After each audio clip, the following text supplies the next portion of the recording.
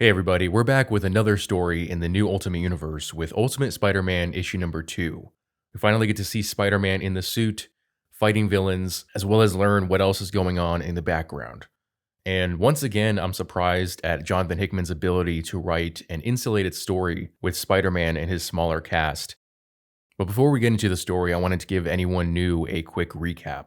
So, this new Ultimate Universe is a world altered by the Maker, an alternate version Reed Richards, and ruled by his secret council. Peter Parker was never bit by the spider at age 15, which was 20 years ago, and in issue 1, Peter, now a married father of 2, receives a package from Tony Stark 6 months in the future, and inside is the spider that was meant to bite Peter as well as a stealth suit. After the death of his Aunt May, after his Uncle Ben and J. Jonah Jameson quit their jobs at the Daily Bugle, as well as receiving the loving support of his wife MJ, Peter decides to become Spider-Man as he was always meant to be. So now in issue 2, we get to see Spider-Man learn about his powers for the first time. And it's interesting to see because he's a grown-up. He's not a teenager in high school. He's not going through puberty at the same time as trying to learn these powers. He's not dealing with high school drama and all that self-importance that comes with being a teenager and believing that everything that's happening right now is what matters. He actually takes his powers more in stride compared to his younger counterparts. And so he's learning things like his increased strength, his ability to stick to walls, his agility, his increase in appetite in order to compensate for his new metabolism. And he's learning to web swing, although he seems to have a lot of trouble with landing without crashing into something. There's also an interesting monologue he gives when he's swinging around the city, where he says, "If the life you had stolen from you 20 years ago was suddenly given back to you, are you obligated to try and relive some version of it?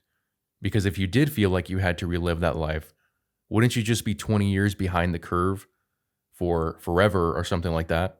And it's interesting because like my own interpretation of that is that it's kind of a commentary on how the 616 universe continues to recycle the same stories over and over again and not allow characters like Peter Parker to move beyond a certain point in his life. Or else the executives at Marvel, they believe that if they don't keep doing the same thing over and over again, the audience might not find Peter, quote unquote, relatable.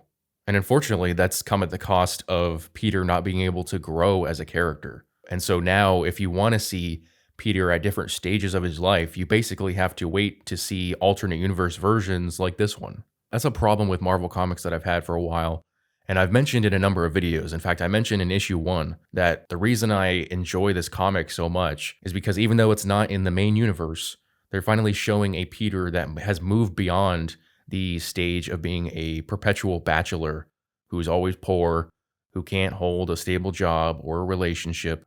He's always dealing with the same drama, dealing with the same fears that go along with being Spider-Man, and this comic is totally different, as you'll see.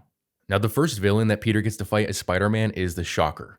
And it's funny because this is a Shocker with a more modern costume, but I wouldn't say he's more capable than the way that the Shocker was originally portrayed when he first appeared in Marvel Comics. He's fairly similar, he looks more muscular, but he's not necessarily a whole different person. But twice, Peter falls for his tricks, where the first time Peter shows up to stop him from breaking into a building and robbing them, and basically the guy says, "Hey, you know what? You're right. I realize that I'm doing the wrong thing, that there's other ways to try and make money, to try and dig myself out of this hole." And he goes to shake Peter's hand, and of course he shocks him. And so Peter is unable to detain the Shocker the first time. The second time, he once again catches up to the Shocker trying to steal some money, and he kind of puts on this puppy dog face and says, "My wife is actually sick and we can't afford her treatments. That's why I'm doing this." And for a second, Peter falls for it. And that's when the Shocker shocks him again and Peter falls into a dumpster. It's pretty hilarious because I think the teenage Peter Parker was always a bit more cynical and he never would have fallen for this stuff, which is also kind of amusing given how more, I don't know how to put it, like more wholesome and naive comic book characters were during the 60s. You would have thought it was more likely for them to fall for stuff like this, but I guess Peter, at 35 years old, has lived a fairly easy life outside of his parents dying. He didn't have to grow up dealing with this stuff. And so even though he's adjusting to the powers fairly well, he still has yet to catch up with the fact that there are actual villains in the world. I suppose that's due to the fact that to the general public, they haven't really seen any superheroes and supervillains. They don't even really know about the secret council that rules the world. Sure, there are probably some corrupt politicians and some corrupt businessmen like Wilson Fisk, but overall, they haven't seen people like the Shocker very often. It's also interesting that they chose the Shocker because the first 616 villain that Peter faced was the Chameleon, and the first 1610 villain, the original Ultimate Universe, was the Green Goblin. And he also happens to be watched by the new Green Goblin, Harry Osborn, the second time that he is stopped by the Shocker, which is kind of creepy, but it also sort of fits the original Ultimate Universe where you would have these panels where the Green Goblin is kind of just in the background watching Spider-Man, and I guess he was always sizing him up and waiting for the right point to strike.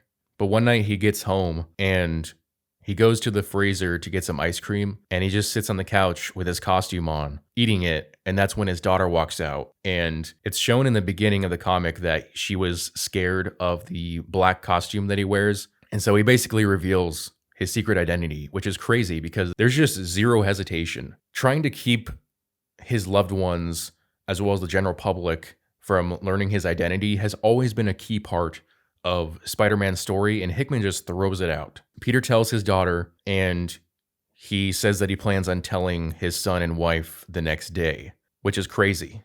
And again, I think that's representative of how this adult Peter Parker has never had to deal with a lot of the bad stuff that the mainstream Peter Parker has. So he has this naive idea about what it means to be a hero. He's still kind of in the excited phase where he's just learning his powers. And even though he's lost to this Shocker twice now, he's a grown man, he's durable, and he has his spider strength and whatnot. So he hasn't yet faced a villain like Norman Osborn, someone to put the fear of God in him and force him to realize how much danger his friends and loved ones are given his extracurricular activities, and the fact that his villains, if they're around long enough, will eventually try to come after those he loves in order to take him out. But his daughter does give him the inspiration to change his costume into the classic design, which I'm guessing we'll see in the next issue.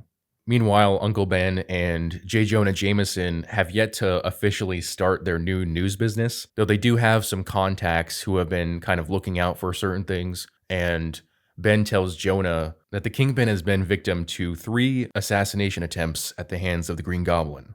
However, because the Kingpin controls the Daily Bugle, he is using it to distract people with the Spider-Man story rather than allow the public to get a glimpse into Fisk's businesses and the fact that they're continually attacked. Honestly, the weirdest part about it is seeing Jonah not care about Spider-Man at all. That he believes Spider-Man is just a distraction, that he's not really important. That combined with his almost fatherly attitude towards Peter has been throwing me off since the first issue.